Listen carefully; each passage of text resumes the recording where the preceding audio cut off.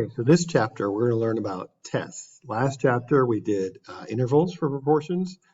Here, we're going to do tests for proportions. At least that's what we're starting with. So those are two of the big things we do second semester, intervals and tests. So let's just kind of lay the groundwork today for some of the concepts and things that you're going to need for this. So this is the first half of the first lesson here. So confidence intervals, okay. So there's going to be a hypothesis. We call this a significance test, or oftentimes it's called just a hypothesis test. So there's going to be some kind of hypothesis, a claim made.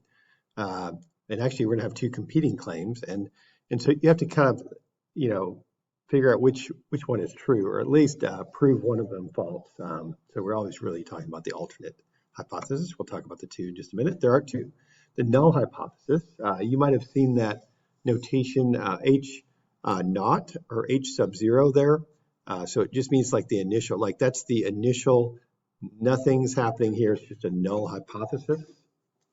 And then the alternate claim is trying to prove the null hypothesis is not quite true. So that'll be something like, you'll see an example in a minute. Like, for example, a free throw shooter claims his long run proportion of made free throws is 80%. Well, that's pretty high, by the way. If you're a free throw shooter, 80% is pretty good. But we suspect that maybe the player's exaggerating. That happens with players sometimes. So the null is that P equals 0.8, right? That his true proportion of shooting free throws is exactly 80%. That's his long running average. The alternate might be, in this case, I think this guy might be lying. My guess is that it's maybe not as high as he says it is. Right, so the alternate, HA, would be that P, the true proportion, is probably less than 80%. I like the idea of saying the null hypothesis is nothing's unusual, like there's nothing going on here. Whatever they state is the claim is the claim. You're not trying to prove the claim wrong. The null is the claim, basically. So there are two types of hypothesis tests. There's a one-sided test. That's when the alternate is like greater than or less than 80% or whatever it is you're talking about. There's also something called a two-sided test. So if the question was more worded like, we just don't think the guy is telling the truth, but you don't really know if he's maybe shortchanging himself or exaggerating. So we don't really know if his true percentage is greater or worse than 80%. So in that case, it might be a two-sided test. So a one-sided test would have either less than or greater than for the alternate. The two-sided test actually would use the not equal to sign. So we don't really care what it is as long as it's something different than 80% in that case. And that's a two-sided, always uses the not equal to. Okay, at the Hawaii Pineapple Company, managers is just the size of the pineapples grown in the company's field. Last year, the mean weight of the pineapple was about 31 ounces. They've installed a different irrigation system. Managers wondered if this change will affect the mean weight of the pineapples grown in the field.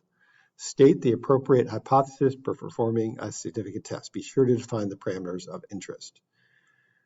So it sounds like in this case, we're talking about means, not proportions. So mu, the mean of the null hypothesis, there's nothing going on. The mean is 31 ounces. The true mean weight of the pineapples harvested was 31 ounces. The alternate, it doesn't really, although I'm tempted to say they probably want a larger mean weight just because they did all this work, but it doesn't really say in the question. So I guess we would just say not equal to, so a two-sided test. So in other words, the alternate, let's see what they said. Yeah, they said mu, they're using Greek letters because we're describing parameters there, was not equal to 31. They don't really care if it's bigger or smaller in a sense. They're saying that's what it is. And mu is the true mean weight of all pineapples grown in the field this year. So you define the parameter.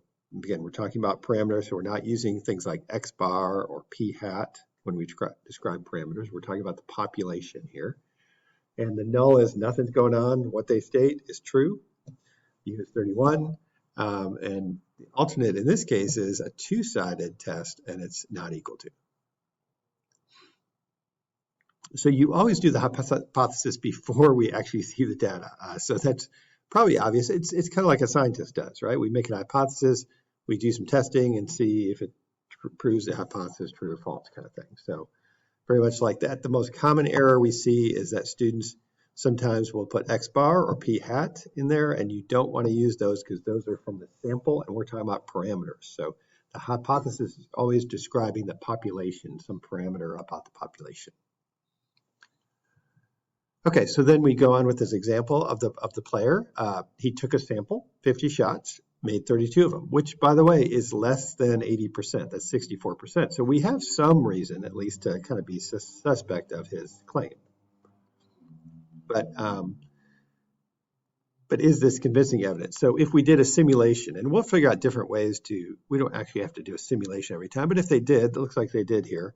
It looks like there are 3 out of a couple hundred here, 3 times when it was at 64% or lower. So it's pretty unusual for that to happen.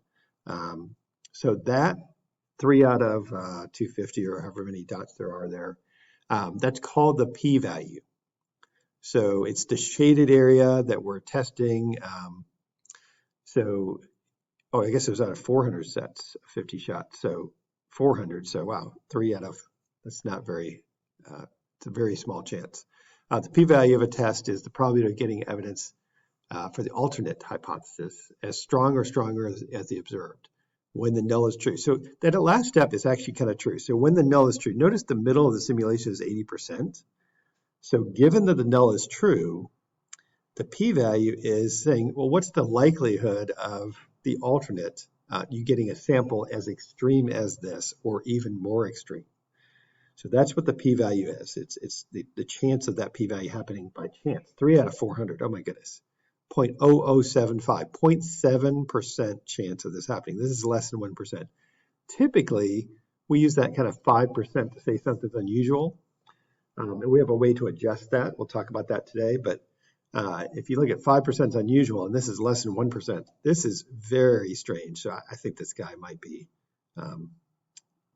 telling us maybe not the truth. Okay, so calcium is a vital nutrient for healthy bones and teeth. Everybody knows that. The National Institute of Health recommends a calcium intake of 1,300 milligrams per day for teenagers. Right away, you can probably see that's going to be the null, right? That's the claim, is that, teenagers get 1,300 milligrams. So nothing's unusual here. The null is mu is 1,300. This is not a percent or a proportion. This is a mean. So they're concerned teenagers aren't getting enough calcium. Well, that's probably true. So the alternate is that you're getting mu is less than 1,300. So they took a sample of a random sample of 20 teens, and they found out some information there. The X bar, the average from the sample was 1198, which gives some evidence. The standard deviation is 411. And they even performed a significance test and obtained a p-value of 14%. So explain what it would mean for the null hypothesis to be true in this setting. So what the null would mean if it's true is that teens really are getting exactly 1,300 on average, 1,300 milligrams of calcium a day is what that would mean. What is the p-value? So p-value is given that the mean is true, given that 1,300 is what the average teen is getting as far as calcium. What are the chances that this sample of 1198 happened by chance? I think that would be it. So let's see what they said. If the null is true, then the mean daily intake is 1,300. Assuming the null is true, the mean intake is 1,300, there's a 14% probability of getting a sample mean of 1198 or less by chance for a random sample of 20 teens. So that's just like the chance of that happening given that the null is true. So we can make a decision based on the strength of the evidence. This is an important part. I would write this down in your notes. If the observed result is unlikely to occur by chance, Typically, we have a starting point of 5% or less. But so the idea is when the null is true, when you have a very small p-value, it's less than 5%, it's very small, we reject the null. So we're going to say we reject the null. That's actually what we say. We reject the null. The opposite is true also. If you have a large p-value, maybe about 5% or whatever the threshold we set for that particular problem, then we're going to fail to reject the null. So you either reject, our decision is either reject the null or fail to reject the null. It's based on the size of the p-value in comparison to whatever it is we're kind of testing to. We'll talk about that in a second. We haven't got to that step yet. But it's kind of like a court of law. You know, when you're on trial, you're either pronounced guilty, like rejecting, or not guilty, like failing to reject. So it's not actually saying the null is true. We're not accepting the null. We're just saying we can't prove it false right now, so we're failing to reject the null.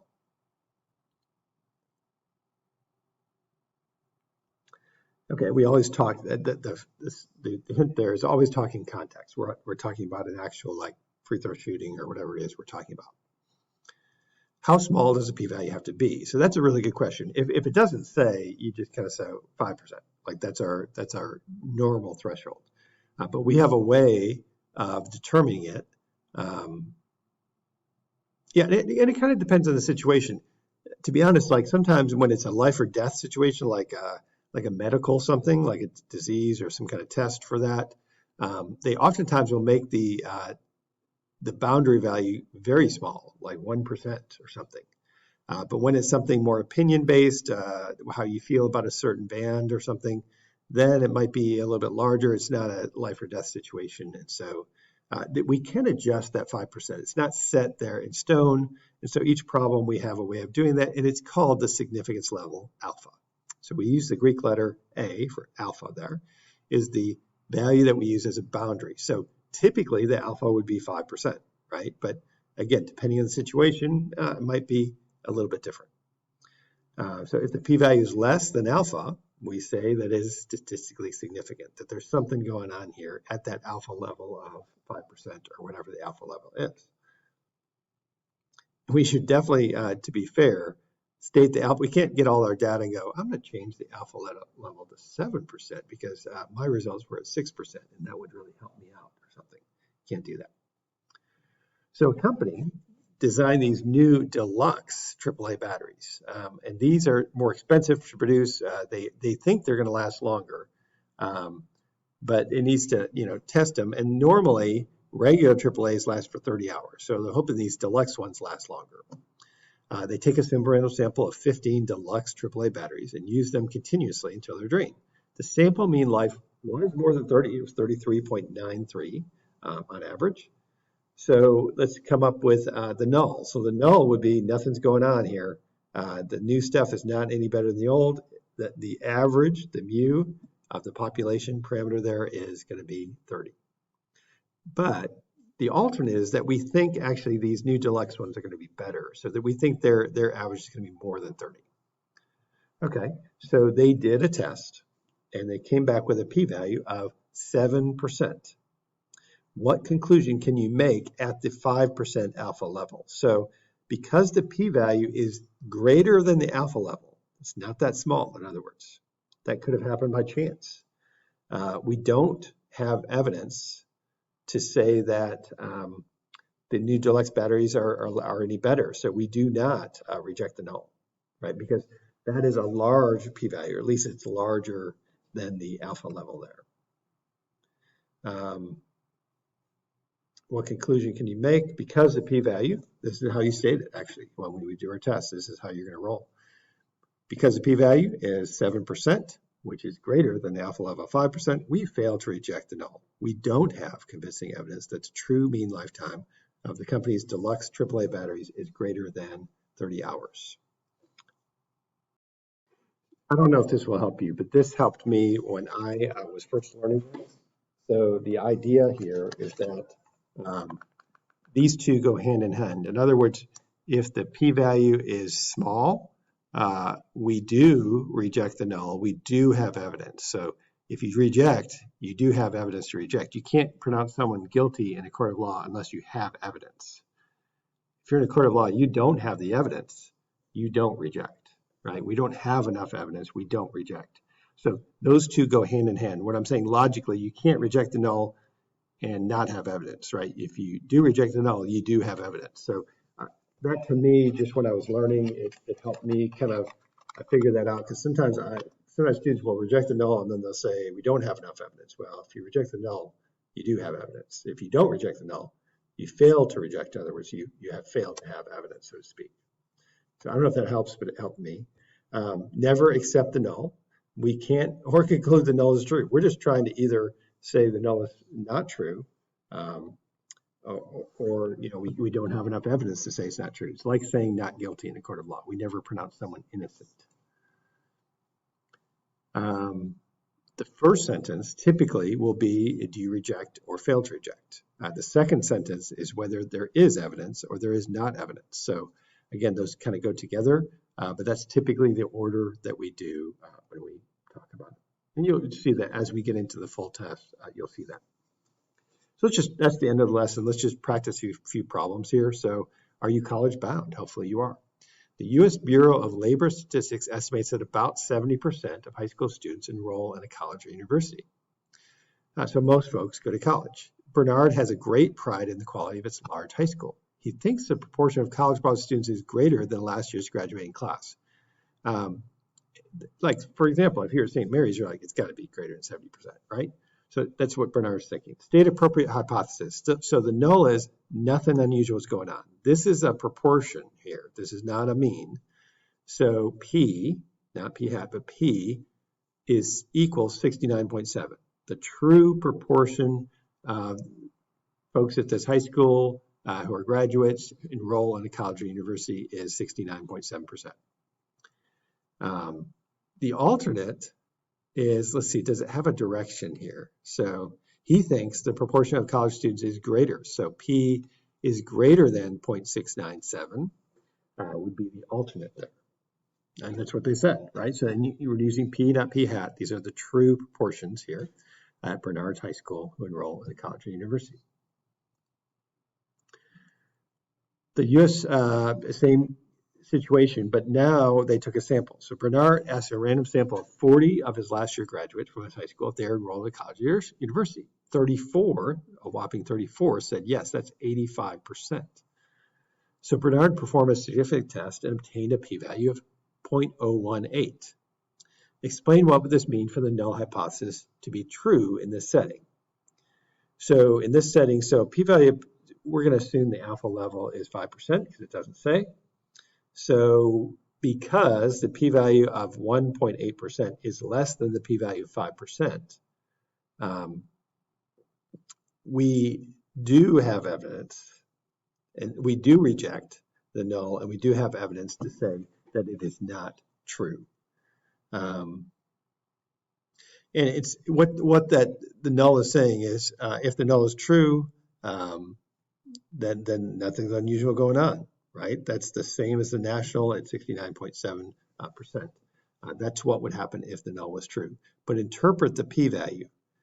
Given that the null is true, given that the null is, the true proportion is 0.697, there's a 1.8% chance that the alternate happened by chance. There's an 18% probability of getting a sample proportion of 0.85 or greater just by chance in a random sample of 40. Okay, so police department in a certain city is trying to determine if it's worth it to cost to install a speed sensor and traffic camera on a highway near the city.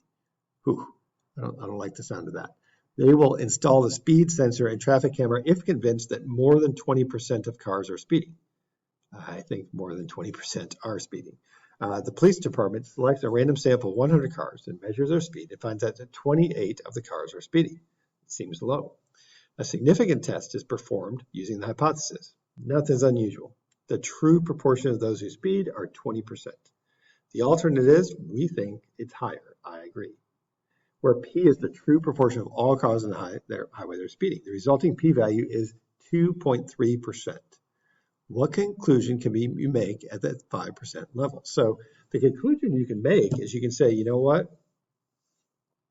Because the p-value is smaller than the alpha level, because the p-value of 2.3% is smaller than 5%, we do reject the null. We do have evidence to say that the true proportion of people who speed is greater than 20%. And that's what they said, very similar. Again, we start with the reasoning, and you want to put those values in. Because the p-value of 2.3% is smaller than the alpha level of 5%, we do reject. We say their decision first, and then we say, do we have evidence or not? Because we rejected, we do. We do reject, we do have evidence. And we haven't learned about that yet. That's the end of the lesson.